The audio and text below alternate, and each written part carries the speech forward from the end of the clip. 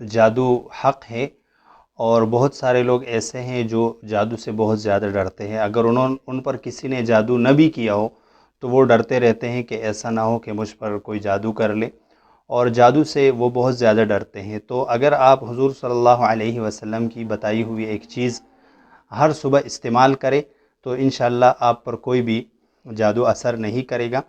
اس کے لیے لوگ مختلف وظیفے پڑھتے ہیں، مختلف دعائیں پڑھتے ہیں، تو ان دعاؤں کا، ان وظائف کا بھی اہتمام کرنا چاہیے۔ لیکن حضور صلی اللہ علیہ وسلم نے بخاری شریف کی ایک روایت میں بتایا ہے، روایت کا نمبر ہے 5779۔ اس میں آپ صلی اللہ علیہ وسلم فرماتے ہیں: من استبح بسبع تمرات عجوۃ لم يضره ذلك اليوم سم ولا سحر، کہ جو شخص ہر صبح 7 عجوہ کھجوریں کھا لے، اس دن اس کو کوئی جادو اور کوئی زہر نقصان نہیں پہنچا سکے گا۔